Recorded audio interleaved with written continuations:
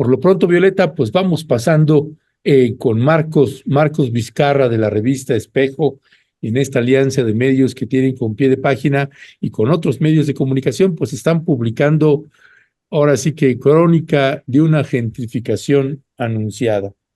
Llegó la gentrificación, lamentablemente, a Mazatlán. Eh, Marcos Vizcarra, muy buenos días. Estamos acá, Violeta Núñez, un servidor. Un gusto verte, Marcos. ¿Qué tal, Ernesto? Muchas gracias a ti y a Violeta, al auditorio de Rompimiento, por esta posibilidad de poder platicar con ustedes sobre este proceso de gentrificación que está ocurriendo en Mazatlán. Un proceso que, comento, se ha acelerado sobre todo en los últimos eh, 9 años, ¿no? Sobre todo, estamos hablando de un incremento de, de torres, sobre todo de torres residenciales que ofrecen en su mayoría departamentos para renta de uso vacacional. Cuando hablamos de esto, hablamos de dos situaciones. La primera es un incremento en la desigualdad que hay en la ciudad de Mazatlán, cuando vemos que existe un gran número de personas que no pueden acceder a créditos de vivienda o que no pueden acceder a una vivienda digna, debido a que existe también un incremento en el precio de la tierra, un incremento en los costos de la vivienda. Y la segunda es que estas torres residenciales, estas torres que se están levantando sobre Mazatlán, están ocurriendo exactamente sobre la franja costera que es considerada la zona turística del puerto. Eh, esta situación de gentrificación que estamos viendo, tenemos que verla de esta manera. Del 2011 a la fecha se han otorgado hasta 1,000 permisos, más de 1,000 permisos de construcción, alrededor de 1,024 permisos de construcción para construir torres de departamentos o remodelar viviendas para poder hacerlas y dejarlas como si fueran torres de departamentos. Pero, sobre todo a partir del 2016, 2017 a la fecha, por lo menos hasta los datos de 2023, que fueron los que tuvimos a través de solicitudes de información, es cuando de estas más de 1,000 torres, por lo menos 900 corresponden del 2016 a la fecha. Ocurre una situación que es importante valorar. Hablamos de que durante el año 2014, 2015, cuando se abre esta megacarretera Mazatlán-Durango, ocurren muchas situaciones que fortalecieron la economía local. Primero, empezó a venir muchísimas personas y empezó también a agilizarse el comercio, pero también esto ayudó, tenemos que verlo así también, de una gran manera a la visita de un gran número de turistas a Mazatlán. ¿Qué sucedió?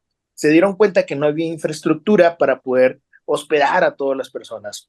Y más allá de que hacer crecer las cadenas hoteleras, más allá de hacer crecer toda esta situación de edificios para hoteles y más, lo que empezó a florecer fue un incremento importante de la construcción de torres con departamentos de renta vacacional, inclusive sobre zonas, Ernesto, Violeta, en zonas donde no está permitido la renta vacacional, donde no está permitido el hospedaje. Hablamos de zonas muy específicas, por ejemplo, el centro de la ciudad, de acuerdo con los mismos, con el ordenamiento territorial que tiene el municipio, no debería tener renta vacacional. Hablamos solamente del centro de alrededor de alrededor de 100 torres que se están construyendo en esa zona o que ya se fueron construidas en esa zona.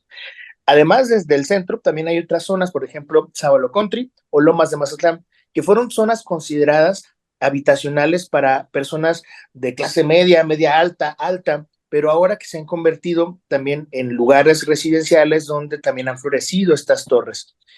Y hablamos de torres que se construyen, Ernesto, Violeta, en áreas y en zonas donde antes cabía una familia. Ahora llegan hasta 5 u 8 u 10 familias en un fin de semana. Y esto provoca distintas situaciones. Mazatlán es un puerto que históricamente ha sido limitado con los servicios públicos. Servicios como el agua potable, como el drenaje, el alcantarillado, el servicio de recolección de basura, el servicio de transporte público. Y si fuéramos desglosando cada uno de ellos, podremos ver entonces que, por ejemplo, existe una serie de deficiencias importantes. Una de las deficiencias que más llama la atención es el drenaje. Imaginemos, Ernesto, que un puerto como Mazatlán, que vive prácticamente del turismo con la playa, imaginemos que cada fin de semana tiene descargas de aguas negras en las playas más importantes porque ahí están justamente las salidas de esas aguas negras. Playas como Olas Altas, como Pinitos, playas como, inclusive playas que se encuentran en áreas como en cerritos, que tienen altas descargas de aguas negras. Solamente en diciembre del año pasado, Ernesto, estamos hablando apenas todavía un periodo de 5 meses, hubo el cierre de una de las playas más importantes, que es la playa de las Altas, porque se encontró una alta concentración de heces fecales en las aguas. Hubo el cierre, fue aproximadamente de una semana, luego se abre al público otra vez, pero esto sucedió porque hubo una serie de descargas de aguas negras en esa área y sucede de acuerdo con los cálculos y con los estudios que ha hecho el Ayuntamiento de Mazatlán junto con autoridades estatales, sucede porque ciertamente los drenajes no soportan. Entonces, como se ven rebasados estos drenajes, llegan las aguas negras también a las zonas de aguas pluviales y estas aguas son derramadas directa y estrictamente al mar. Entonces, imaginemos nada más cuál es el comportamiento de lo que está sucediendo. Eso sucede cada fin de semana, Ernesto. Sucede y la situación que se comparte con ello es que el turismo llega cada fin de semana. Ni hablar cuando son periodos amplios de vacaciones como Semana Santa, por ejemplo, o el mismo verano, que ya estamos a un par de meses para poder llegar a esas vacaciones de verano y que va a haber un incremento de visitantes en Mazatlán de una manera importante. Ahora bien, Mazatlán es una ciudad de casi 500,000 habitantes, pero solamente el año pasado, de acuerdo con datos de la Secretaría de Turismo, recibió más de 5 millones de habitantes para turismo, únicamente para turismo. Y estos datos de visitantes se cuentan a partir de las personas que estuvieron también en registros hoteleros y algunos sobre registros también de estas plataformas como Airbnb, Booking y otras más que se pueden utilizar, ¿no? Pero, y aquí vienen los grandes peros, hay mucho de esto que no está regulado. No hablo de los hoteles, hablo particularmente de estos departamentos que son utilizados para renta vacacional. No hay una regulación, por lo menos no de manera local. Entendemos que a nivel federal se está buscando también hacer una regulación sobre los Airbnb, incluso en Ciudad de México están trabajando en una de ellas, pero a nivel local no se tiene una regulación y por lo tanto los ingresos, los impuestos, todo eso que se paga a las plataformas no llega al municipio, no llega a las ciudades. Entonces imaginemos que estas torres están creciendo y creciendo y creciendo, están incrementándose cada mes y cada año en la ciudad de Mazatlán y está haciendo que muchas personas lleguen a la ciudad de Mazatlán de manera abrupta, se vayan y dejen entonces todas estas situaciones. Ahora bien, la pregunta que nos hicimos en algún momento, oye, ¿por qué no la arreglan? Bueno, el ayuntamiento nos empezó a dar una serie de explicaciones. La primera es de que se necesitan, por lo menos para arreglar el tema del drenaje, se necesitan por lo menos 70 millones de pesos, por lo menos. Pero lo segundo, que es muy importante, es que Mazatlán es una ciudad con carencia de agua potable. Y eso es algo histórico, esto es incluso antes de que sucediera el tema de este gran turismo desmedido. Hay que entender que Mazatlán cuenta con líneas muy viejas de ese transporte de agua potable. Hablamos de líneas que tienen 70 años, 80 años y que solamente son 3 líneas para abastecer a toda la ciudad. Se han hablado de proyectos de una cuarta línea de agua potable para poder surtir sobre todo a la zona turística. Porque ocurre algo, Ernesto. La ciudad, de manera protocolaria y de manera para poder buscar, ¿no?, esta situación de mantener el turismo, que es el 72% del Producto Interno Bruto de Mazatlán y que afecta importantemente el Producto Interno Bruto de todo el estado, beneficia y sobre todo a esta zona turística. Es decir, esta ciudad que es Mazatlán, donde viven más de 400,000 habitantes, se quedan a veces sin agua, por lo menos el 30% de las colonias se queda sin agua porque hay que mantener toda el agua, toda la capacidad de agua que necesitan todas esas zonas residenciales y hoteleras. De acuerdo con la Secretaría de Turismo Federal, en un estudio que elaboró en el 2018, un solo turista gasta promedio 33% más que un habitante de Mazatlán. Ahora, de agua. Ahora imaginemos que ese 33% multiplicado por 5 millones de personas que visitaron el año pasado. Estamos hablando de que son situaciones que están colapsando la situación de sequía, sobre todo para la zona de Mazatlán. Y hay que entender que Mazatlán, y me gustaría ver que lo viéramos como espacialmente, Mazatlán es como si fuera un caracol, ¿no? Una ciudad como un caracol. Y en la concha es donde viven todas las personas, este grueso de población.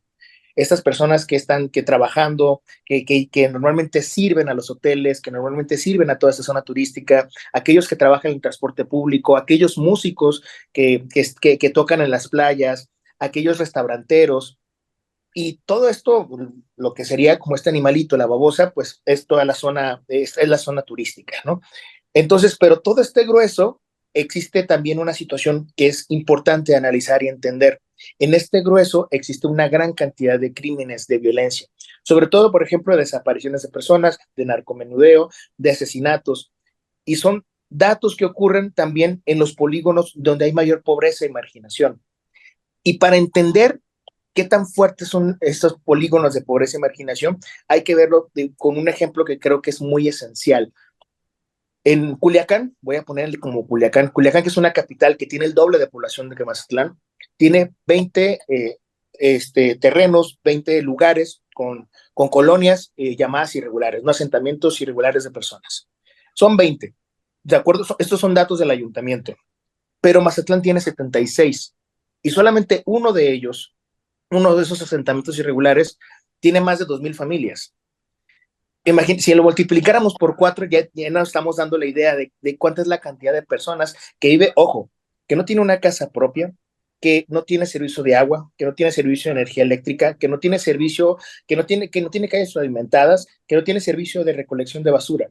Entonces, toda esta situación se viene agravando y agravando y agravando porque la concentración del recurso público para la mejora de infraestructura y la mejora también de otras situaciones que tienen que ver con la seguridad pública, con el tema también de la creación de universidades y la creación de vialidades y más, se ha concentrado exclusivamente en la zona turística. Y esto viene afectando justamente a gran parte de la población de Mazatlán. Hablamos, insisto, de un periodo de un poco menos de 10 años en donde esto ha explotado y se ha salido hasta de las manos de los mismos empresarios y del mismo ayuntamiento. Hablamos de más de 1,000 torres y solamente hablamos de torres. Habría que ver también estas zonas residenciales, por ejemplo, que están desgajando cerros, que están provocando incluso más sequía. Tendremos que hablar también de estas zonas de violencias que han ocurrido en las últimas semanas o meses sobre las actividades y sobre la cultura del mazatleco natural y que están ocurriendo en Mazatlán, ¿no? Entonces, es justo el trabajo que nosotros elaboramos en Espejo, en Revista Espejo, Daniel Villamán y su servidor Marcos Vizcarra, pues queríamos entender cómo este proceso de gentrificación lo queríamos entender, por lo menos inicialmente, desde el tema de la vivienda. Y lo que nos encontramos es que, y ya como último dato, es que tristemente lo que vemos y lo que decía desde un principio, la gran parte de la población no cuenta con una vivienda propia, porque además no pueden pagarla, porque hay un incremento en los costos, en los valores catastrales e incluso en estos apartados que ha hecho, de compra que ha hecho el ayuntamiento sobre reservas territoriales, es la oferta que se les hace a las personas que no tienen vivienda para poder comprar uno de estos, por lo menos un terreno de 6 metros por 12 de fondo. Estamos hablando de que con costos de 400,000, 500,000 pesos, solamente para comprar el terreno. A lo mejor podría parecernos mucho o poco, pero hay que entender que Mazatlán es una de las zonas en el país que peores salarios tienen dentro del país, ¿no? Entonces, porque la mayoría vive de propinas. Entonces, entendiendo esto, pues justo es por ello que vimos necesario y vimos importante poder presentar este sería un reportaje que se concentró en 3 partes que puede ser consultado en Revista Espejo. Muchísimas gracias, Marco. Pues muy amplia la exposición y muy amplio el trabajo que invitamos a toda la audiencia que pueda consultar. Marco, para ir cerrando esta entrevista de esta, insistimos, amplia exposición y presentación que se hace en la investigación, ustedes mencionan el dato que yo ahorita ya tú lo retomabas de 5.3 millones de turistas que asistieron el año pasado, pues eso tiene grandes impactos, como ustedes ya lo están diciendo. Y bueno, mencionan que esto ha hecho que también se construyan estas torres de departamentos en lugares prohibidos y alguien da los permisos, Marco. ¿Quiénes están detrás de estos negocios inmobiliarios? Porque son negocios inmobiliarios, como tú ya bien lo mencionabas, también acá tenemos ese caso en la Ciudad de México e impacta pues a muchos territorios alrededor. Hay presiones y problemas con el agua y otros problemas fuertes, como ustedes lo están documentando, en torno al precio de la vivienda, como ustedes aquí lo resaltan. Pero hay esperanza, Marco, ¿no? Digo, además de que ahorita nos digas sobre esto, quiénes están, esta demanda colectiva de la que ustedes hacen referencia también aquí en este texto, que ojalá y nos puedas también compartir y profundizar al respecto con la audiencia, Marco. Claro, hay esta situación de violencia, tenemos que verlo así como una situación de violencia que están viviendo los mazatlecos, ha hecho que se organicen grupos vecinales, grupos de colonos. Y eso es muy importante porque además de ellos hay organizaciones civiles que están apoyando con esas demandas colectivas y han estado parando, hay por lo menos 25 proyectos que afectan a distintas áreas de colonias. Hay 25 proyectos que se encuentran parados porque hay procesos de demandas civiles con esas demandas colectivas estamos hablando de 2017 a la fecha. Hay otros proyectos, por ejemplo, hay un lugar que se llama el Cerro El Vigía, junto al centro histórico, yendo para el faro de Mazatlán.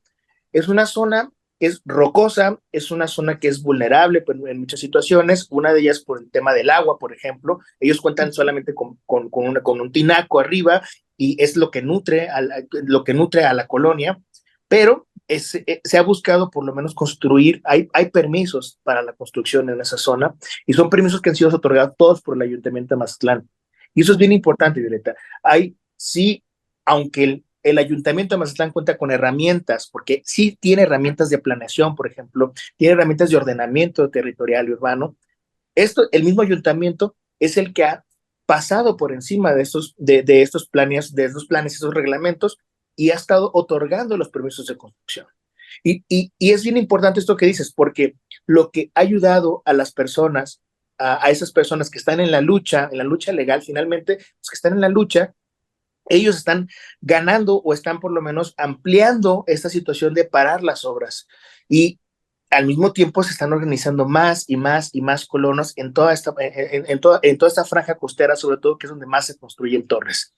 Pero ocurre algo también, Violeta, que es también bien esencial hablarlo. Eh, hay una franja, hay un sector donde no hay colonos, que se llama la Escopama. De veras, si tienen la oportunidad de ver el reportaje y ver las fotografías que pusimos Daniel Villamán y yo, de veras es muy importante, porque justo en la Escopama, en esta zona de la Escopama, es una zona que, imaginemos Mazatlán, les digo como si fuera una zona recta, y hasta la punta norte hay una zona que es una área natural protegida. Y en esa área natural protegida, sobre la misma playa, sobre la misma playa, ya hay ahorita desarrollos inmobiliarios. Estamos hablando de que por lo menos hay unas 8 torres que ya fueron construidas o que están en proceso de construcción. Y son zonas, son torres que se encuentran donde ya el mar está chocando con las mismas torres, ¿no? Y lo que están provocando son dos cosas. Es una erosión brutal de esta zona de playa, que es un área, insisto, es un área natural protegida, declarada por la Semarnat. Y la segunda, que es bien importante también, esta zona es una zona que no cuenta con áreas de servicios públicos.